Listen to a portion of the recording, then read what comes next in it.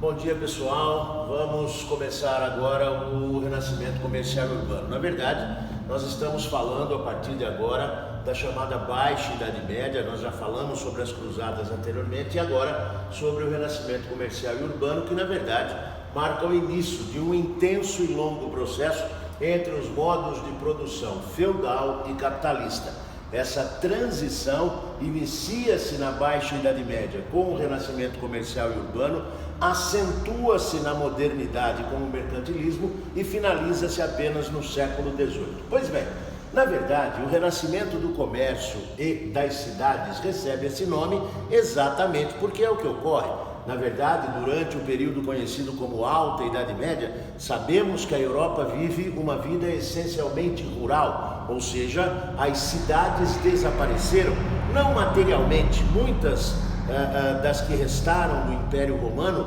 sobrevivem fisicamente, mas não existe vida urbana, não existem atividades urbanas, é uma vida essencialmente rural, assim como o comércio retrai-se tremendamente. Será a partir do início do século XII ou XIII que nós veremos o renascer das cidades e do comércio. Pois bem, as cruzadas iniciadas no século XI acabam se transformando em um processo absolutamente fundamental para que nós vivêssemos a partir de então o reinício do encontro e das atividades comerciais entre o Oriente e o Ocidente. No transcorrer da Baixa Idade Média, o comércio, na verdade, se expande através de rotas comerciais, algumas delas marítimas e algumas terrestres.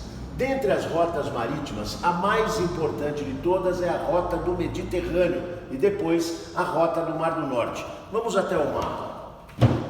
Vejam só, pessoal, fazendo de conta que esse é um mapa da Europa, aqui nós temos o Mar Mediterrâneo e abaixo o continente africano. Pois bem, a rota do Mediterrâneo é a mais importante. Vejam só, através da famosa Rota da Seda, que se inicia lá na China, passa pela Índia e também pela Arábia, chegarão até determinados pontos na Europa produtos vindos do Oriente, como por exemplo a própria seda, a pimenta, a canela, as especiarias de um modo geral. Será exatamente através do mar Mediterrâneo e portanto da rota do Mediterrâneo que cidades italianas em especial, como Gênova e Veneza, mas também Marsella na atual França e Barcelona na Espanha, na Catalunha, conseguem chegar aos pontos de onde trazem os produtos para a Europa. A cidade de Constantinopla, o principal dos pontos comerciais de ligação entre Oriente e Ocidente, a cidade de Antioquia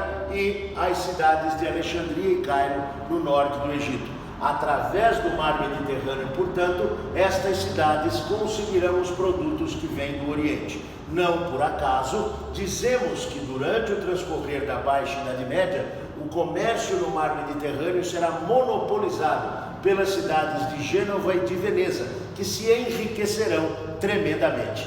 A rota do Mar do Norte era feita por russos e por vikings, que através do rio Volga conseguiam chegar até o Mar Negro, e a partir daí chegavam à cidade de Constantinopla, levando os mesmos produtos para o norte da Europa. Mas nós temos também as rotas terrestres que irão distribuir os produtos pelo continente europeu. As mais importantes são as rotas de Flandres e de Champagne. Voltemos novamente para cá. Flandres é uma região localizada no norte da França, no norte da Europa, e hoje se divide aproximadamente entre Holanda e Bélgica. Esta rota ligava as duas regiões de maior importância comercial da Europa durante a Baixa Idade Média. As cidades italianas, que como já vimos conseguem os produtos do Oriente através do mar Mediterrâneo, e a região de Flandres, a mais importante região produtora de tecidos de lã do continente europeu nesse momento. Uma segunda rota é a de Champagne, que levará, portanto, os produtos para o centro da Europa, para a região francesa, conhecida exatamente como Champagne. Pois bem, pessoal, será exatamente o desenvolvimento destas rotas e do próprio comércio que levará ao desenvolvimento posterior de cidades. Inicialmente, estas cidades eram chamadas de burgos E os senhores feudais, donos das terras, não permitiam que os comerciantes adentrassem aos burgos. E eles então começaram a fazer feira ao redor do burgo. E aí a gente pensa no comércio. Qual é o nome que se dá à camada social que se dedica ao comércio? Aquele que vende a um burgo é um burguês. Daí, portanto, o nascimento do nome burguesia. Fato é que, gradativamente, os produtos vindos do Oriente abundam na Europa. A porcelana, a seda, a pimenta, a canela, e tudo isso passa a se tornar produto extremamente importante. Aos poucos, as rotas comerciais começam a se espalhar pelo continente europeu, levando cada vez maior importância ao comércio. Aos poucos, os produtos europeus como o trigo, a lã, o peixe, o vinho, o azeite começam a se tornar também importantes para o comércio. E no cruzamento destas rotas comerciais começará a surgir aquele que será o principal meio de desenvolvimento do comércio, as chamadas feiras medievais. Estas feiras, entretanto, localizam-se dentro de feudos. E muitos senhores feudais passam a cobrar, digamos que o pedágio. Imagine, por exemplo, que este seja um determinado feudo e que aqui haja uma feira. Essas feiras inicialmente eram anuais, tornaram-se depois semestrais, mensais, semanais, até que onde havia uma feira, cria-se um centro comercial, um burgo, uma cidade, mas ela está dentro do feudo. E o senhor feudal, ávido pelos produtos que chegam do Oriente, precisa de dinheiro. E ele passa então a cobrar um pedágio para que as pessoas possam chegar até andar por dentro de seu território e chegar até uma cidade. Os comerciantes então, com medo de que isso afastasse os compradores, acabam, na verdade, dando origem ao que nós chamamos de cidades ou comunas, livres ou francas. Lembrando que comuna é como os franceses chamam as suas cidades. Uma cidade livre é franca, pensem, entrada livre ou entrada franca, portanto a mesma coisa. Devido à cobrança de pedágio pelos nobres, como nós já havíamos dito anteriormente, criam-se as chamadas cartas de franquia. Através dessas cartas, os comerciantes compram junto ao senhor feudal o direito de passagem, o que determina que a partir de então esta cidade torna-se uma cidade livre das imposições feudais. Observem o crescimento aos poucos do que chamaremos de capitalismo. Será exatamente dentro destas cidades livres das imposições feudais e dominadas pelos comerciantes que nós veremos o nascimento do embrião de algumas instituições capitalistas, como por exemplo as ranças ou guildas.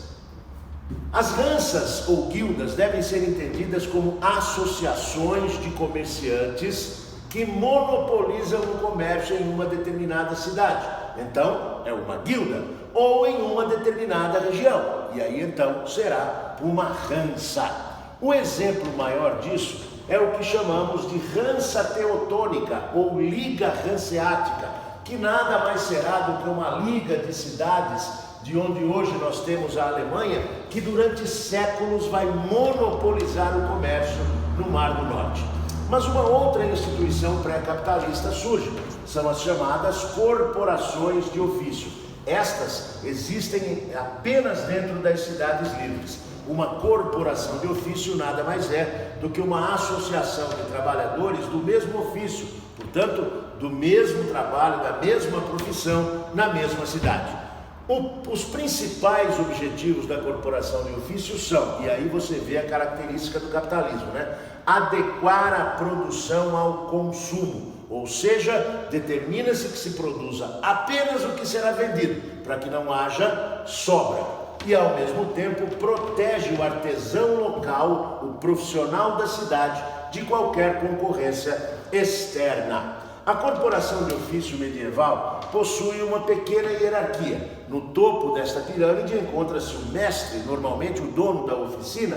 Abaixo dele, o oficial, que é aquele que sabe e conhece o trabalho. O aprendiz, que está em processo de aprendizado, e finalmente o jornaleiro, que é aquele que é contratado em épocas de maiores vendas, como o Natal, por exemplo, e recebe por jornada, por diária de trabalho.